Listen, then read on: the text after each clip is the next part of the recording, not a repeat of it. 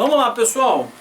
Voltando aí para mais um bloco, dando continuidade às nossas questões. Vamos lá para a questão de número 7. Agora, vamos ver o que ela traz para a gente. Se uma empresa contratar empregado mediante contrato de experiência pelo prazo de 45 dias, sem cláusula quanto à possibilidade de prorrogação automática do contrato, e após 2 meses de trabalho o empregado for demitido, caberá à empresa pagar todas as verbas rescisórias como se o contrato tivesse sido celebrado por tempo indeterminado. Primeira coisa aqui que vocês têm que prestar atenção. Contrato de experiência, vamos falar dele. Contrato de experiência é uma modalidade, é uma espécie do gênero, né? Você tem o gênero contrato determinado, você tem uma espécie que é o contrato de experiência. Qual é o prazo máximo dele? 90 dias, tá? Prazo máximo, tá? Ou seja, admitindo uma única prorrogação dentro desse prazo, ou seja, eu posso ter um contrato 30 dias de experiência, aí eu renovo por mais 60, 90. Posso ter 45 mais 45. Eu tenho que ter só uma prorrogação dentro do prazo máximo de 90 dias. Tá legal? Agora, o que não pode acontecer? Isso aqui, 30 mais 30 mais 30.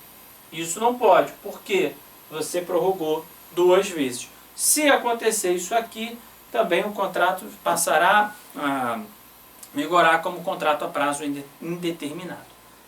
Beleza? Pegaram esses conceitos? Estão trazendo aqui para a questão. Fizeram um contrato de 45 dias. Sem cláusula automática de renovação. Ou seja, como se fosse assim, olha, deu 45 dias, acabou o contrato de experiência. Não tem prorrogação automática. Quando você insere essa cláusula de prorrogação automática, tudo bem, você ainda está adstrito a um contrato de experiência.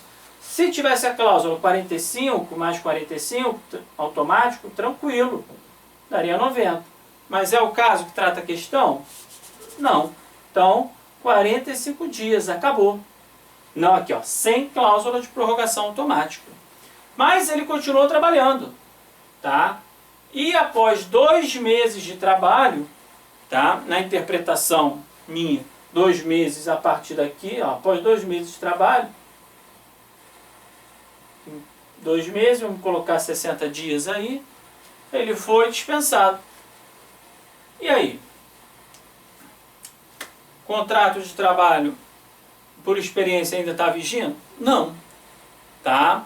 Se ele trabalhar aqui, trabalhou um dia além desses 45 sem essa cláusula, o contrato passa a vigorar como contrato a prazo indeterminado por todo o período, desde que ele começou lá atrás.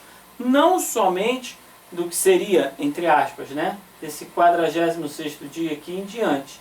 Não daqui em diante, mas sim durante todo o período. Legal? Conseguiram compreender?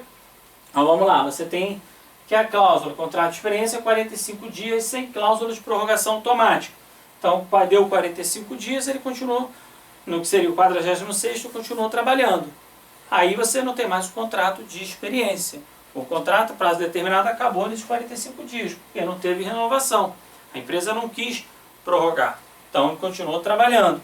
No dia seguinte, o contrato já passa a ser o contrato a prazo indeterminado, com a incidência de todas as verbas trabalhistas, né, com o próprio contrato a prazo indeterminado durante todo o período, e não somente daquele dia em diante. Tá bom? Então, nós temos aí a empresa é condenada como se o contrato tivesse sido celebrado por prazo indeterminado? Sem dúvida, certa resposta. Tá legal?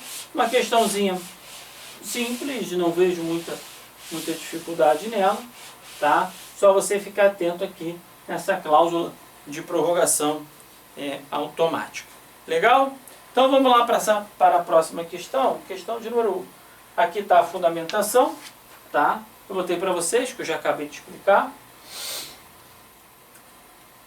Aqui, ó, 451. Contrato de trabalho por prazo determinado for prorrogado mais de uma vez, passará a vigorar sem determinação de prazo. Aquilo que eu falei para vocês também. Contrato de experiência não pode exceder 90 dias. Tá? Vamos lá. Questão de número 8. Vou ler também aqui com vocês. À luz da CLT, vamos lá, e do entendimento dos tribunais superiores, julgue o item a seguir. Conforme a CLT, empregado que recebe gratificação de função há mais de 10 anos perderá tal retribuição caso seja revertido ao cargo efetivo anteriormente. O que nós temos aqui? Primeira coisa, isso era muito comum até a reforma trabalhista, né? Quem recebia esse adicional, recebia essa chamada gratificação de função por mais de 10 anos, ela passava a incorporar o salário. Então você tinha um cargo efetivo, tá? Então vamos lá, você tinha o seu cargo efetivo. E aí você tinha, deixa eu botar aqui, foi para um outro cargo de confiança, podemos dizer, e recebia a gratificação por mais de 10 anos. Ok? Tem um problema aqui. Passou antes da reforma, tá? Quando acabava esse cargo de confiança e ele era revertido, havia a reversão, tá? Havia a reversão. Se ele tivesse menos de 10 anos, ele perdia a gratificação. Se ele tivesse mais de 10 anos, ele não perderia a gratificação. E isso estava já simulado lá na 372 do TST, se eu não me engano, 372 do TST. Veio a reforma e disse o seguinte para a gente, olha, acabou, não há mais isso. O trabalhador que tem o cargo efetivo, vai para uma função de confiança, recebe gratificação por mais de 10 anos ou não, quando ele for revertido ao cargo efetivo, ele também perderá o adicional. Tá? Então, consequentemente, a súmula 372, você esquece ela. Tá bom? Então, nós vamos aqui. Empregado que recebe gratificação de função há mais de 10 anos perderá tal retribuição caso seja revertido ao cargo efetivo anteriormente ocupado? Sim. Hoje, sim. Tá bom? Então, isso é muito importante. Você vê uma questão aí de 2018. Tá? Simples, sem muito frufru aí do CESP nesse sentido. Qual a fundamentação? Tá aqui. Eu não, 468. Parágrafo 2º. A alteração de que trata o parágrafo 1º com ou sem justo motivo não assegura ao empregado direito à manutenção do pagamento da gratificação correspondente, que não será incorporada independentemente do tempo de exercício da respectiva função. Então, a antiga súmula 372, que garantia isso, né, ela tem que ser cancelada, tá? Você esquece ela, então muito cuidado com isso aí na sua prova. Questão de número 9, vamos lá. Para efeito de indenização e estabilidade, será computado como tempo de serviço. Questão interessante. Tempo de serviço. Tá? Ou a gente pode dizer tempo à disposição do empregador. Que a gente vai para a CLT no artigo 4º. Tá? Se eu não me engano, lá pelos seus parágrafos, que vai dizer o que considera tempo à disposição do empregador e o que não se considera tempo à disposição do empregador.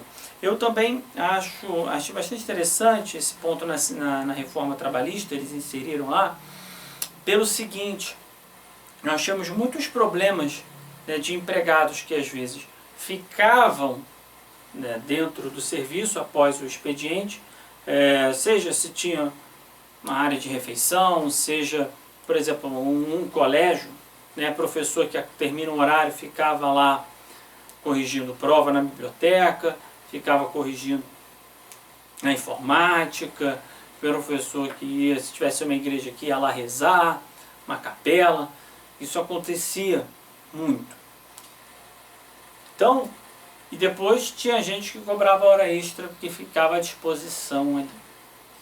Então a CLT veio, pelo menos agora na reforma, e acabou um pouco com isso. Ela veio dizer para a gente quando que se considera tempo à disposição do empregador e quanto que você ficará dentro da empresa sem contar aquele tempo como à disposição e, consequentemente, como hora extra, né? Por exemplo, atividades de lazer. Muitas empresas hoje têm aquelas áreas de convivência, né? Até jogos, videogames, tem área social, você pode terminar o expediente e ficar lá. Tem empresas que tem culto, que tem a parte religiosa, pode ser até por catástrofes no nosso dia a dia, a gente vive no Brasil, né? Aqui no Rio de Janeiro, então, se for período de chuvas ou tiroteios, o couro está comendo lá fora, não sei o que, não vou sair agora não. Você pode ficar dentro da empresa, né, esperando melhorar, esperando a enchente passar, que esse tempo que você vai ficar não vai contar como tempo à disposição, tá, do empregado. Tempo para estudo também, né, o tempo para estudo também. Então você pode terminar, vou terminar aqui o meu horário de trabalho, às 5 horas, vou ficar estudando umas 2, 3 horas aqui no meu cantinho, lá numa área tal. Pode? Pode. Então a CLT traz esses sistemas para a gente do que vai ser contado, do que não vai ser contado. Então você tem que dar uma olhada lá no seu artigo 4º, parágrafo 2º, eu vou trazer aqui para vocês, tá? Para a gente ver junto. Olha lá. Por não se considerar tempo à disposição do empregador, não será computado como período extraordinário o que exceder a jornada normal, ainda que ultrapasse o limite de 5 minutos. Tá? Quando o empregado, por escolha própria, buscar proteção pessoal em caso de insegurança nas vias públicas ou más condições climáticas, bem como adentrar ou permanecer nas dependências da empresa para exercer atividades particulares, entre outras. E aí ele elenca algumas atividades, olha lá. Práticas religiosas, descanso, lazer, estudo, alimentação, atividade de relacionamento social, higiene pessoal. Então pode ser que o empregado, não, agora eu vou sair, vou tomar um banho, vou trocar aqui minha roupa, depois eu vou. Tudo bem, se o seu horário terminou às 17 horas e você quer ficar, por exemplo, poxa, a empresa que eu trabalho tem lá um culto, tem uma capela, tem não sei o que, tem um lugarzinho de oração, se você quiser ficar lá para fazer suas coisas, você pode ficar. Eu mesmo já trabalhei em locais, né, que eram vinculados à igreja, que eu trabalhei aqui muitos professores, acabavam, iam lá para uma missa, iam para uma capela, sem problema nenhum, tá? Também, dava 17 horas, acabava lá na época do colégio, acabava o horário de serviço deles. Às 18 horas começava o futebol, sextas-feiras, e até às 21. Esse pessoal, os empregados, terminavam o trabalho, ficava o quê? Para descanso, lazer, né? Então, eles estavam ainda no local de trabalho, eles poderiam cobrar o tempo que eles ficaram a mais como hora extra? Não. Tá à disposição do empregador? Não. Claro que esse tempo que você também ficará à disposição do empregador, né? Esse tempo que você vai ficar para desenvolver as suas atividades, seja elas quais forem aqui, o empregador não poderá te chamar para trabalhar, senão haverá uma clara desvirtuação do que a gente está tratando, uma desvirtuação completa. Aí sim, aí vai incidir, aí aquele tempo esquece, ele vai ficar um tempo à disposição do empregador e hora extra, sem dúvida alguma. Você não pode trabalhar naquele período que você está na empresa, mas você vai lá rezar, você vai descansar, vai tirar um cochilo não sei aonde, tá? Isso acontece sem problema nenhum, tá bom? Então isso aqui que é bem importante para você ver na hora da prova. Já adianto para vocês o que mais cai em prova que a gente tem visto desde então, desde a reforma nesse sentido. É o item 8. Troca de roupa de uniforme quando não houver obrigatoriedade de realizar a troca na empresa. Então esse tema ele pode ter duas respostas, dependendo de como o enunciado vai te falar. Ele vai ser tempo à disposição do empregador, sim ou não, dependendo se a empresa obrigar ou não a troca na empresa. Se a empresa obrigar, tá, essa troca, então esse tempo que ele está de troca de uniforme, ele também está contando à disposição. Tá? Se ele não ficará à disposição se a empresa não obrigar a esta troca. Ou seja, olha, meus funcionários, vocês não vão com camisa da empresa para casa. O uniforme, a roupa aqui fica aqui. Então vocês têm que trocar de uniforme para ir embora. Eu não quero minha empresa, depois vocês fazem alguma coisa na rua, ou algum problema, acontece alguma coisa, a imagem da empresa está vinculada. Tá? Então se a empresa exigir essa troca, se ela exigir, esse tempo aqui será considerado como à disposição do empregador. Tá? Não até esse tempo para hora extra, para tudo. Se a empresa não exigir, essa troca de roupa ou uniforme não conta. Tá bom? Tranquilo? Bem importante aqui. Então vamos lá resolver a questão. Será computado como tempo de serviço o tempo de permanência do empregado nas instalações da empresa por sua própria escolha para descanso. A gente acabou de ver aqui, olha lá. Para descanso é um tempo que, olha a questão, sua própria escolha ele fica para descanso. Esse tempo vai ser contado como a disposição da empresa? Não. Então está errada a questão A. B. O período que o empregado estiver afastado do trabalho por motivo de acidente de trabalho. Então, guarda aqui. C. O tempo de permanência do empregado nas instalações da empresa por sua própria escolha para realizar higiene pessoal. Está aqui o item 7. Então, esse tempo também não vai ser computado. O período em que o empregado permanecer na empresa por sua própria escolha em razão do fato que gera insegurança para a sua saída. Então, esse tempo aqui também não vai ser, computado. E o tempo de permanência por sua própria escolha para se alimentar. Então, o que a questão trata? Ela está tratando de tempo de serviço. Então, nesse tempo de serviço, evidentemente, o tempo que é contado de serviço e também para fins de hora, de tempo à disposição do empregador. Esses 4 itens que nós marcamos mostram que ele não estará à disposição do empregador nesse período. Então, será computado como tempo de serviço o período que o empregado estiver afastado do trabalho por motivo de acidente de trabalho. Sim. Veja como a letra B, em nada ela tem relação com as outras. O CESP aqui ele confunde, entre aspas, ele confundiu ou quis confundir 2 institutos para você. Um de tempo de serviço e tempo à disposição do empregador. Esses itens A, C, D, E são tempos à disposição do empregador ou não, O que é? Tempo de serviço é o seu tempo que você está no serviço um mês, fiquei afastado um mês, contrato suspenso, conta, não conta, estou contrato interrompido, isso é o tempo de serviço. Então, o período que o empregado fica afastado por motivo de acidente de trabalho, ele, pela lei previdenciária, ele é sim contado como tempo de serviço. Esses outros itens são tempo à disposição do empregador ou não, conforme nós já acabamos de ver. Tá? Então, Fiquem de olho nisso aí.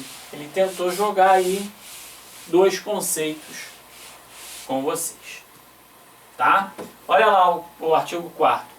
Computar-se-ão, na contagem de tempo de serviço para efeito de indenização de estabilidade, os períodos em que o empregado estiver afastado do trabalho prestando serviço militar, obrigatório, e por motivo de acidente de trabalho. Tá bom? Então, isso aqui, ó, tempo de serviço, e aqui, olha lá, tempo à disposição do empregador. E aqui, tempo de serviço. São duas coisinhas que ele tentou jogar aí para você. Tá bom? Então, fica de olho, está aí a explicação completa do artigo 4º da CLT. Bem importante. Esse tema aqui, gente, vem caindo reiteradamente nas provas, tá? Esse artigo 4º. Então, fique de olho, mas principalmente nesse item aqui. E saibam que o empregado pode permanecer na empresa para as suas próprias atividades de lazer, de higiene, de tudo por segurança nas vias públicas, sem que com isso seja contado tempo à disposição do empregador. Questão 10. O fato de um empregado ficar afastado da sua empresa empregadora por auxílio-doença acidentário, em razão de doença degenerativa, afasta o nexo de causalidade entre a doença e o trabalho e, em consequência, torna indevidos os depósitos do fundo de garantia. Então, vamos lá, o que nós temos aqui? Vamos ler de novo. O fato de um empregado ficar afastado da sua empresa empregadora por auxílio-doença acidentário. Tá, para aí. Já faz uma marcação. Em razão de doença degenerativa.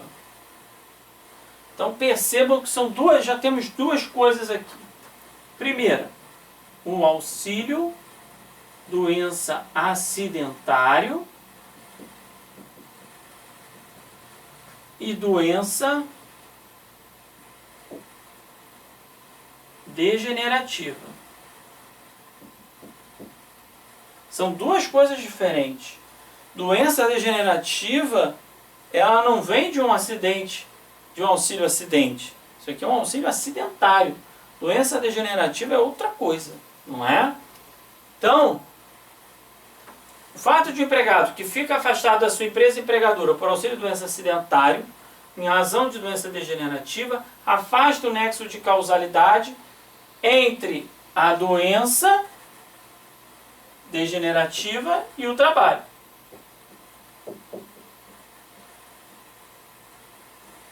E, em consequência, torna indevidas os depósitos do fundo de garantia. Isso, gente, vai estar lá para a gente na lei do fundo de garantia, lá no seu artigo 20, no parágrafo 1º. Tá? Olha lá, o que eu falo para vocês. Não são consideradas como doença do trabalho, doença degenerativa. Foi a primeira coisa que eu falei. Uma coisa é a doença do trabalho. A doença degenerativa, ela não tem relação com uma doença do trabalho. Você pode desenvolver um Alzheimer, uma doença degenerativa, Parkinson, se não me engano, também é uma doença degenerativa, e nada tem relação com um acidente de trabalho. É outra coisa. Então, doença degenerativa não tem a ver com doença do trabalho. Então, neste caso, embora o empregado estivesse recebendo auxílio doença acidentário perante o órgão previdenciário, não houve nexo de causalidade, pois a doença não é causa de doença no trabalho. Então, se não é causa de doença no trabalho, auxílio doença acidentário, corta o nexo de causalidade, sim, do pagamento, porque não é. Tá? Essa doença degenerativa, ela vai cortar o vínculo entre o auxílio acidente, podemos dizer, e o trabalho. Tá? Ela vai cortar esse vínculo. Não foi em razão de um acidente de trabalho que ela desenvolveu uma doença degenerativa. Essa é a questão. Você tem que diferenciar a doença degenerativa de um auxílio acidente, de uma doença de um auxílio acidentário. Então, a doença degenerativa não é considerado como doença do trabalho. Por conseguinte, torna indevidos os depósitos do fundo de garantia. Tá bom? Deixa eu ver se dá tempo para a gente fazer mais uma questão aqui. Vamos ver. Tá, dá tempo para a gente fazer mais uma questão. Conforme o entendimento pacífico do Tribunal Superior do Trabalho, será considerado como uma hora noturna qualquer período de 60 minutos de trabalho que for realizado pelo portuário no horário das 19 horas de um dia às 7 horas do dia seguinte. Você sabe a regra geral. Se você vai pela regra geral da CLT, você ia ter dificuldade com essa questão, você daria ela como uma questão possivelmente errada. Porque você iria o seguinte, olha lá, eu tenho horário normal de trabalho noturno na CLT, regra geral. Você sabe, das 22 às 05, com a hora sendo 52 minutos e 30 segundos, adicional, 20%, ok. Isso aqui você já sabe, tem que saber isso tranquilamente. Aí você tem que ver o seguinte, olha o que a questão está dizendo para vocês. Trabalhador portuário, essa é a chave da questão. O elemento da questão é o trabalhador portuário. E aí eu fico, o trabalhador portuário, ele está à disposição, ele está regulamentado por esta aqui da CLT? Por essa disposição ou não? E é isso que você tem que saber.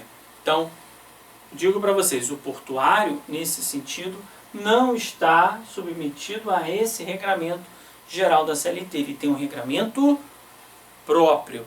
E a questão está absolutamente certa. Tá?